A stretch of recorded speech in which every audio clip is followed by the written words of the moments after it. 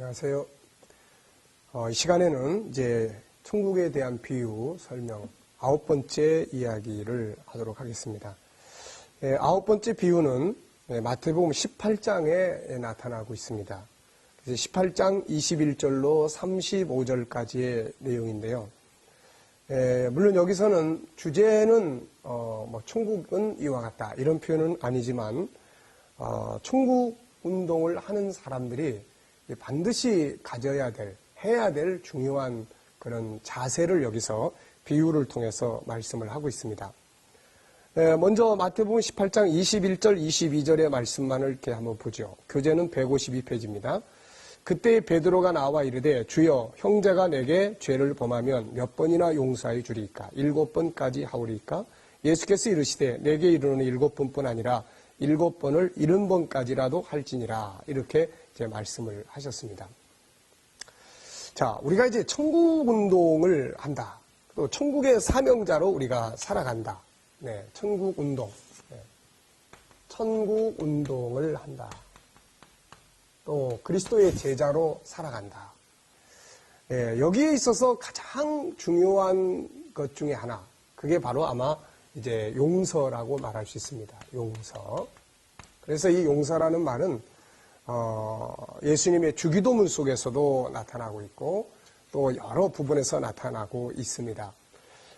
뿐만 아니라 이 용서라는 말은 세상에서도 굉장히 많이 사용을 합니다. 예를 들면은 정신질환자들을 다 치료하고 있는 그런 정신과 의사들, 또 그 다음에 심리학을 다루고 있는 그런 심리학자들, 그리고 또 리더십을 가르치는 그런 리더십의 학자들, 이런 모든 사람들의 이야기 가운데 하나가 뭐냐면은 바로 용서의 줄을 끊으라 하는 이제 그런 이야기예요. 무슨 말이냐면은 지난날에 내가 그 상처받았던 누구에게 그 이렇게 원한을 품었거나 상처를 받았던, 그럼 그 사람을 용서하지 못함으로써 이게 항상 내 마음속에, 내 생각 속에서 나를 자극하게 되고 분노하게 하고 한다는 것이죠. 이것 때문에 사실은 우울하게 되고, 더 문제는 이것 때문에 오늘 내가 뭔가 희망을 갖고 살아가야 될, 또 내가 내일의 목표를 향해서 막 달려가야 되는데 이게 그 서로 이렇게 싸우고 분쟁한 이런 일들이 나를 확 이렇게 발목을 잡는다는 거죠. 그리고 그런 사람들을 내가 딱 봤을 때는 나도 모르게 또 분노하게 되고, 또 막 그러다 보니까 오늘 내가 뭔가 해야 될 일을 다 잃어버리는 거예요. 내일 내가 가야 될 방향을 잃어버리는 거예요. 그래서 세상 사람들도 앞을 향해서, 목표를 향해서 달려가는 사람들은 지난날에 그런 그 잘못된 그런 일들, 그런 줄을 끊어야 된다. 이게 바로 용서의 칼이다. 이렇게 이야기도 하고 있습니다. 성경은 이 용서라는 말씀, 예수님은 정말 70번씩 7번이라도 용서해야 된다. 이렇게 말씀하는 것을 보여주고 있죠. 그래서 이 말씀 속에는 용서의 비유가 이제 등장을 합니다. 자, 우리가 이제 용서라는 것을 세상 사람들은 나의 성공과 나의 발전, 나의 미래를 향해서 가기 위해서는 이런 그 원한적인 것들을 끊어야 된다. 우리가 일반 사극이나 이런 영화들을 이렇게 보면은 이제 그런 내용들이 많이 나오지 않습니까? 뭐냐면은 지난날에 그 아버지의 원수를 갚기 위해서 자기의 인생을 다 이렇게 잃어버릴 만큼 그 아주 계속해서 원수를 쫓아다니면서 살게 되는, 그럼 자기 삶은 없어져 버리는 거죠.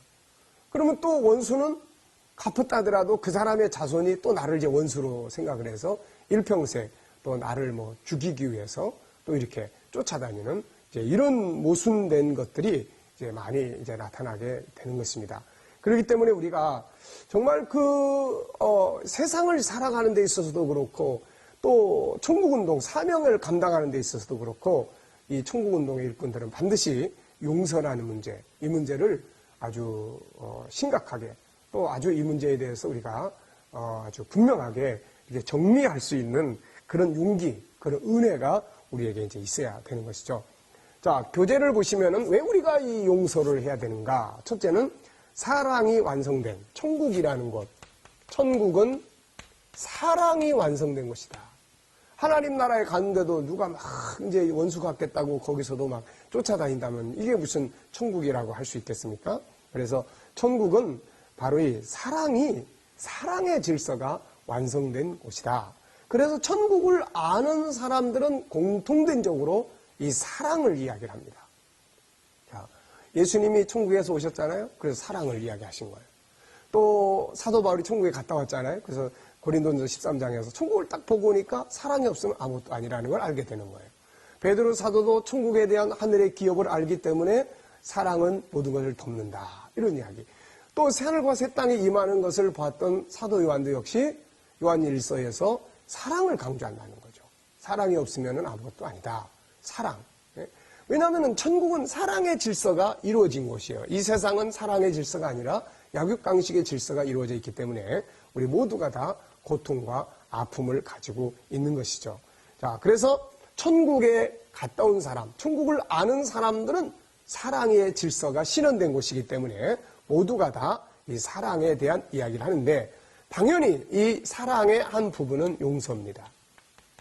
용서라는 것은 사랑의 한 부분이에요. 그래서 예수님께서도 마태복음 5장, 6장 그의 산상수훈에서 또 주기도문에서 이 사랑의 용서에 대한 아버지여 우리가 이웃의 죄를 사해 준 것처럼 우리의 죄를 사하여 주옵소서라는 기도까지 가르쳐 주신 것을 볼 수가 있습니다.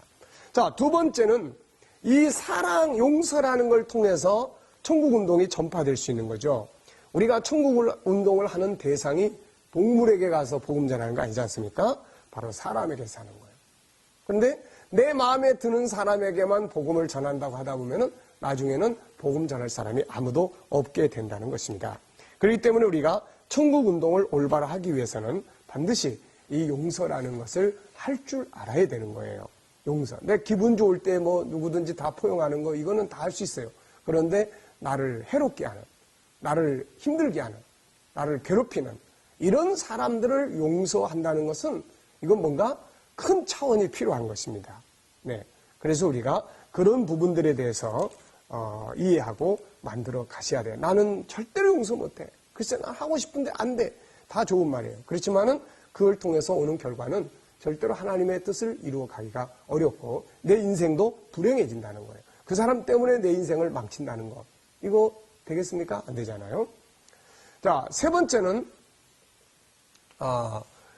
세 번째는 뭐예요? 이제 우리가 용서할 때 받은 은혜를 갚게 돼요. 빚을 갚게 되는 거예요. 빚. 네. 무슨 빚입니까? 바로 이 용서의 빚이에요. 그래서 오늘 그 18장에 나타나는 이 비유는 여기 보면 이렇게 나타나 있죠. 1만 달란트 빚진 자가 있습니다. 그런데 이 사람이 나중에 다 탕감을 받아요. 그래서 27절에 보니까 종의 주인이 불쌍히 여겨 놓아 보내며 그 빚을 탕감하여 줬다. 다 용서해 줬습니다. 그런데 이 사람이 가다가 아주 작은 빚, 100데나리온, 1만 달란트보다 이에 비해서 100데나리온이라고 하는 것은 이거는 정말 보잘것없는 그런 작은 부분이죠. 근데 이 빚진 사람을 잡아다가 이제 그거 안 갚는다고 이제 감옥에 갖다 넣어버렸어요. 그랬더니 나중에 그 사실을 알게 된 주인이 그 사람을 불러다가 네가 빌기에 내가 내 빚을 전부 탕감해 줬는데 내가 너를 불쌍히 여긴 것 같이 나도 내 동관을 불쌍히 여김이 마땅치 아니하냐 하고 주인이 놓아여 그 빚을 다 갚도록 저를 옥졸에게 붙이니라 그랬어요. 그러니까 무슨 이야기예요? 우리는 탕감을 받은 사람들이에요. 우리 하나님으로부터 정말 용서받을 수 없는 어마어마한 지옥의 형벌에 들어갈 수밖에 없는 그런 죄악들에 대해서 다 용서를 받았잖아요. 그런데 그보다 아주 작은 보잘것없는 그런 우리 형제들이 나에게 잘못을 범한 이런 잘못을 용서하지 못한다면은 이거는 안 된다는 것이죠. 저는 오래전에 어떤 그 자매 한 분을 만난 일이 있습니다. 이 자매는 당뇨병으로 오랫동안 이렇게 질병에서 시달렸던 분인데 이분이 그런 질병 가운데 있을 때에 남편이 좀 바람을 피웠어요. 그런데 나중에 그 남편도 만나보니까 상당히 점잖은 분이었습니다. 그런데 아내가 이렇게 오랫동안 병중에 있다 보니까 남편이 바람을 피우게 됐는데 나중에는 이걸 다 끊었어요. 그런데 부인이 이것을 용서를 못하더라고요. 그래서 제가 그분을 위해서 기도할 때마다 뭔가 그게 자꾸 걸리는 거예요. 뭔가 하나님 아버지 앞에 기도를 하려고 그러면 이게 자꾸 걸려요. 그래서 내가 그 자매한테 가서 내가 당신의 이 질병을 위해서 기도할 때마다 당신이 남편을 용납하지 못하는 이 벽을, 이게 하나님과의 막힌 담인데 이거를 헐어야 된다는 생각이 자꾸 든다. 남편을 진심으로 용서를 해봐라. 네. 그랬더니 이 부인이 잘 안 돼요. 그러면서 안타까워하는 거예요. 그래서 내가 이런 이야기 했어요. 만약에 우리 주님께서, 예수님께서 십자가에 못 박히신 그 피 흘리는 모습으로 오늘 집사님 곁에 오셔서 내가 너를 용서했는데, 너의 허물을 다 용서하기 위해서 이렇게 내가 다 피를 쏟았는데 너 그 사람 용서할 수 없느냐, 이렇게 물으셨을 때 뭐라고 대답하실 수 있겠습니까? 그랬더니 자매가 눈물을 뚝뚝 흘리면서 아무 말도 안 하고 계세요. 결국은 세상을 떠나셨습니다마는 어쨌든 우리는 큰 빚을 진 사람들입니다. 우리가 예수를 구세주로 믿는다면, 우리가 죄사함 받고 천국 가는 것이 정말 중요하다고 믿는다면 우리는 이미 엄청난 탕감을 받은 사람들이에요. 이런 사람들이 이제 세상에서 우리 형제들이, 이웃들이 우리에게 잘못한 것들을 용납하지 못한다면 이거는 오늘 비유하고 딱 맞는 것이죠. 그렇기 때문에 우리는 이 빚을 탕감받은 자들로서의 당연한 은혜를 갚는 일이다. 그 다음에 이제 네 번째는 무슨 이야기 하고 있습니까? 네 번째는 용서를 통해서 자신의 행복이 이루어진다. 네, 아까 잠깐 이야기를 했죠. 자신의 행복이 이루어진다. 네. 사람이 누군가를 미워하게 되면 자기 마음이 절대로 편할 수가 없습니다. 이게 창조의 질서예요. 네. 그래서 로마서 12장 19절 21절에 이렇게 말씀합니다. 내 사랑하는 형제들아, 너희가 친히 원수를 갚지 말고 하나님의 진노하심에다가 맡기라. 네, 하나님께 맡기라. 기록되었으되 원수 갚는 것이 내게 있으니 내가 갚으리라고 주께서 말씀하시니라. 내 원수가 줄이거든 먹이고 목마르거든 마시게 하라. 그리함으로 내가 숯불을 그 머리에 쌓아놓으리라. 악에게 지지 말고 선으로 악을 이기라. 왜 원수를 갚지 말고 하나님께 맡기라고 했을까요? 우리가 원수 갚으려고 하다가 원수는 살아있는데 나는 병들어서 죽어버리니까, 그러니까 결국은 하나님은 자기 자녀들이 그렇게 되기를 원하지 않는 거죠. 그래서 너희가 그렇게 힘들어하는 원수는 내가 알아서 한다. 내가 심판을 하든 뭐 회개를 시키든 내가 할 테니까 너는 그냥 너 편한 삶을 살아. 너 행복한 길을 가라. 네가 복받을 길을 가라. 그게 뭐예요? 용서라는 말이에요. 그래서 다윗이 사울을 그런 죽일 수 있는 그런 상황에 참 만났을 때 다윗은 어떻게 했습니까? 하나님의 기름 부은 자를 내 손으로 해할 수 없다. 그리고서는 그 자를 피해버렸잖아요. 그러니까 하나님께 맡기는 거죠. 자기가 거기서 이 원수 잘 만났다 그러고서는 그 밑에 이제 같이 동행하는 신하들은 장군, 정말 하나님 우리에게 붙여줬습니다. 한 칼에 죽이면 끝나버립니다. 이렇게 이야기했지만 다윗은 아니다. 하나님의 기름 부은 자를 내 손으로 해할 수 없다. 원수를 하나님께 맡기는 거예요. 자기는 또 피합니다. 그러니까 결국은 사울은 심판받을 짓만 하고 살았고 다윗은 복받을 짓을 한 거예요. 그러니까 딴 사람이 어떻게 하든 간에 나는 무슨 길을 가면 돼요? 복받을 길을 가면 되는 거예요. 은혜의 길을 가면 되는 거예요. 행복의 길을 가면 되는 거예요. 그 사람이 망하든 흥하든 그건 하나님께 맡기는 거고 나는 내가 복받을 길로 가면 되는 거예요. 이게 바로 우리의 행복을 위한 길 아닙니까? 그래서 아까도 이야기했습니다마는 심리학자들이나 또 그런 정신질환을 치료하는 사람들은 용서의 칼을 쓰라는 거예요. 이게 과거에 문제됐던 것들이 계속 나를 물고 넘어가. 오늘도 뭐 좀 하려고 그러니까 그 사람만 생각하면 그냥 화가 나가지고 못해. 또 어디 가서 뭐 좀 하려고 그러니까 그 사람이 딱 나타났어. 이건 뭐 미래를 향해서 한 발짝도 못 가는 거예요. 결국은 그 사람이 나를 망하게 하는 게 아니라 내가 그 사람을 용서하지 못하는 이게 결국은 내 인생을 발목 잡고 있는 거예요. 그냥 그 사람만 생각하면 그냥 속상해. 막 화가 나. 근데 만약에 그 사람을 위해서 축복하고 계속 기도하고 축복하고 기도하고 그러는 거죠. 그래서 우리가 용서를 하기 위해서는 먼저 축복해야 돼. 그 사람을 말씀을 의지해서 축복하고 계속 복을 빌어. 그리고 천국의 눈으로 봐야 돼. 하늘의 눈으로 보면 불쌍하게 보이는 거예요. 세상 눈으로 보면 막 화가 치미는데 하늘의 눈으로 보면은 그 사람도 불쌍한 거야. 네, 마음에 상처가 많고 아픔이 많고 불쌍한 거야. 그러니까 그 영혼을 긍휼히 여길 수 있는 그 눈이 천국의 눈이에요. 그래서 예수님은 우리들을 보실 때 불쌍히 여길 수 있는 원수들까지도 불쌍히 여길 수 있게 되잖아요. 그리고 때로는 먼저 손을 내밀어야 돼. 먼저. 그래서 로마서 12장에서는 그렇게 말씀하지 않습니까? 서로 존경하기를 서로 먼저 해라. 먼저. 우리 찬양도 그러지 않습니까? 내가 먼저 손 내밀지 못하고. 네? 그러니까 용서의 칼을 쓰기 위해서는 내가 가서 다 붙잡는 거야. 미안해.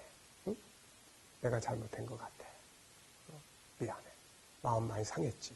뭐 이런 것들. 그리고 때로는 손해 좀 봐야 돼요. 내가 손해를 못 보기 때문에 이 절대 용서 못 하는 거예요. 나한테 그냥 어떻게 했는데. 내가 그냥 반드시 갚아준다. 내 거 다 떼어먹었는데. 절대로. 이런 것들이 안 되는 거예요. 그런데 용서를 할 때는 좀 손해를 볼 생각이에요. 근데 이 손해는 절대로 이게 손해로 끝나지 않습니다. 왜? 하나님이 갚아주는 거예요. 어느 집사님이 잘 아는 자기 교회 집사님한테 돈 좀 빌려줬어요. 우리 보통 그런 거 많지 않아요. 많이 하잖아요.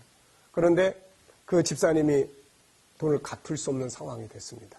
그래가지고 돈을 꿔준 집사님 막 화가 나고 막 속상하고 그래서 목사님한테 전화를 했어요. 목사님 이 집사한테 내 돈을 빌려줬는데 못 받고 있는데 이게 돈 받을 방법이 없을까요? 그랬더니 목사님 하는 말이 진짜 돈 받고 싶으세요? 그래서 진짜지요. 돈 받고 싶지요.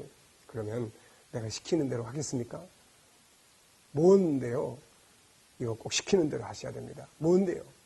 이제 그 사람에게 고기 좀 사가지고 가서 그 사람을 축복하고 그리고 그 사람에게 잘 대접해주고 힘내서 열심히 살라 그러고 오라고. 그랬더니 이 집사님이 목사님 어떻게 내가 그 일을 할 수 있습니까? 지금 그렇지 않아도 막 속상해 죽겠는데 예? 이걸 가지고 내가 어떻게 그렇게까지 할 수 있어요? 아니 돈 받고 싶다면서요. 지금 내가 돈 받는 비결을 가르쳐 주는데 아니 돈 받고 싶으면 그렇게 하고 싫으면 그만둬요. 그랬더니 이 집사가 참 고민하더니 제가 그렇게 하기로 했습니다. 그리고서는 와가지고 진짜 고기를 딱 사가지고 그 집을 발걸음이 참 떼지 않는 그 집에 갔어요. 근데 바깥에 문이 이렇게 열려져 있는 거예요. 그래서 이분이 안에 귀를 기울이면서 계세요. 그랬더니 아무 이야기도 없어요. 그래서 한 발짝 더 들어가가지고 그 문 밖에서 이렇게 귀를 대고 있는데 이분들이 우는 소리가 나는 거예요. 그래가지고 문을 똑똑 열다가 두들기다가 안으로 딱 들어가 보니까 이분들이 이제 지금 무슨 상황이냐면은 그 극약, 약을 독약을 사다 놓고 그거를 먹고 지금 죽으려고 그러고 있는 거예요. 그래가지고 부부가 그 독약을 먹고 이제 이제 죽기 전에 막 이제 인생이 한탄서 울고 있는 그 장면을 딱 보니까 이 집사님이 그냥 너무너무 눈물이 팍 쏟아지는 거예요. 그래서는 집사님, 지금 이게 뭐 하는 거예요, 지금? 이게 지금 뭐 하는 거예요? 응? 내 돈 안 갚아서 좋으니까 이런 거 하지 마. 살아야 된다. 응? 그리고서는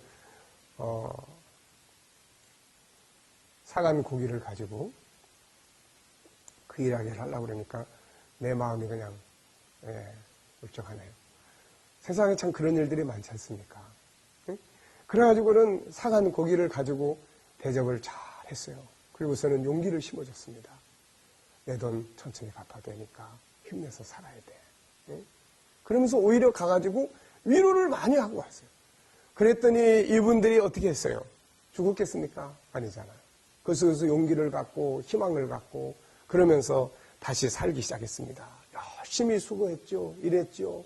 그리고 막 열심히 기도했죠. 이 집사는 정말 이때부터는 돈 받겠다는 마음보다는 그 집이 잘 되기를 위하는 마음으로 계속 축복하고 기도했죠. 이런 것들이 결국 나중에 그 집이 잘 돼서 이 사람의 빚도 갚게 되고 자리 잡는 이런 역사, 실화입니다. 이런 일들이 있다는 것을 제가 본 일이 있습니다.